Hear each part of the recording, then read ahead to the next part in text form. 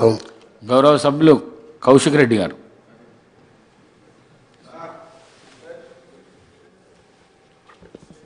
అధ్యక్ష, మీరు అవకాశం ఇచ్చినందుకు నాకు ధన్యవాదాలు. మీకు ధన్యవాదాలు. అధ్యక్ష, హుజురాబాద్ నియోజకవర్గంలో నీళ్ల కోసం రైతులు ఎదురు చూస్తూ ఉన్నారు. అధ్యక్ష, ముందున్న ఆయకట్టు అధ్యక్ష 4500 ఎకరాలకి వీణవంక మండలం జమ్మికుంట మండలానికి నీళ్లు పారుతాయి అధ్యక్ష.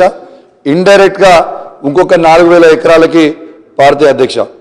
కానీ దురదృష్టవశాత్తు అది పోయిన వర్షాకాలంలో జూలై 26, 27 తారీఖున పెద్ద ఎత్తున వర్షం పడడంతో ఆ 1970 కట్టిన డ్యామ్ ప్రాజెక్ట్ని అది అది అది అది అది పోయింది అది పోయింది అధ్యక్ష.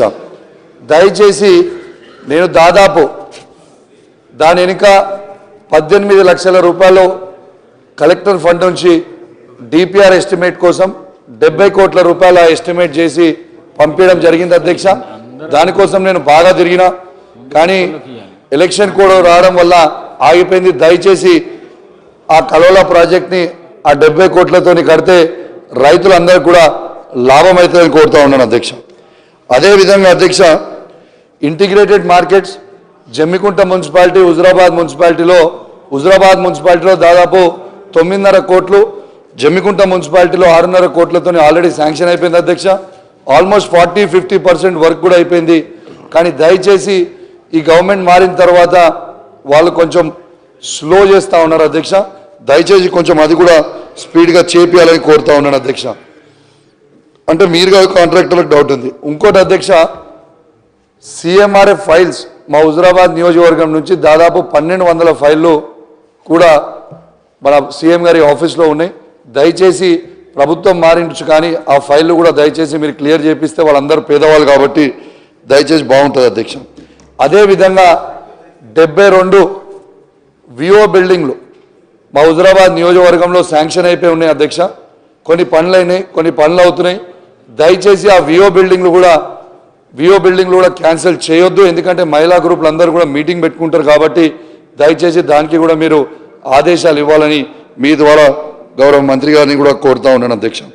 అదేవిధంగా అధ్యక్ష, చిలకవాగు బ్రిడ్జ్ అధ్యక్ష ఒకటే సమస్య కానీ విదిన్ మా టైం పీరియడ్లో కొట్టేస్తున్నాను. ఇగో మా పక్కన ఉన్న 1 మినిటే మాట్లాడిన కాబట్టి తన 2 మినిట్స్ కూడా నేను తీసుకుంటున్నాను. అయితే అధ్యక్ష, చిలకవాగు బ్రిడ్జ్ అనేది ₹1 కోటి టెండర్ అయిపోయి ఉంది అధ్యక్ష. ఆ బ్రిడ్జ్ దాటితేనే హుజురాబాద్ పట్టణంలో శ్మశాన వాటికకి పెద్ద ఎత్తున శ్మశాన వాటిక ఉంటుంది అధ్యక్ష. అది ప్రజలకి చాలా అవసరం. దయచేసి ఆ టెండర్ కూడా అయిపోయి ఉంది, దాన్ని కూడా క్యాన్సిల్ చేయవద్దు అధ్యక్ష. అదే రూట్లో 400-500 కుటుంబాలు కూడా వడ్డర కులానికి సంబంధించిన కుటుంబాలు కూడా ఉంటాయి అధ్యక్ష. తర్వాత అదే దారిలో సమ్మక్క జాతర కూడా జరుగుతుంది కాబట్టి దయచేసి ఆ వాగుది కూడా క్యాన్సిల్ చేయవద్దని కోరుతా ఉన్నాను అధ్యక్ష. అదేవిధంగా 1 మినిట్లో క్లోజ్ చేస్తాను.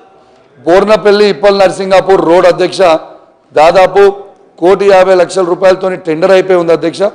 దయచేసి అది కూడా క్యాన్సిల్ చేయవద్దు అధ్యక్ష. ఎందుకంటే రైతులకి అది కూడా చాలా అవసరమైన రోడ్ కాబట్టి దయచేసి అది కూడా క్యాన్సిల్ చేయొద్దని కోరుతా ఉన్నాను అధ్యక్ష. అదేవిధంగా అధ్యక్ష, కుల సంఘాల భవనాలు కూడా కాన్స్టిట్యున్సీ హెడ్ క్వార్టర్లో పెద్ద ఎత్తున అన్ని కుల సంఘాల భవనాలకి ₹1 కోటి శాంక్షన్ చేయడం జరిగింది అధ్యక్ష. దాంట్లో పద్మశాలీది కంప్లీట్ అయింది, ఆల్మోస్ట్ రెడ్డి సంఘంది కంప్లీట్ అయింది, వైశ్య సంఘంది కంప్లీట్ అయింది. ఇంకా గౌడ సంఘం, తర్వాత రజక సంఘం, యాదవ సంఘం, ముదిరాజ్ సంఘంవి భవనాలు అవి అమౌంట్ కూడా ఉన్నాయి అధ్యక్ష. దయచేసి అవి కూడా క్యాన్సిల్ చేయొద్దని కోరుతా ఉన్నాను అధ్యక్ష.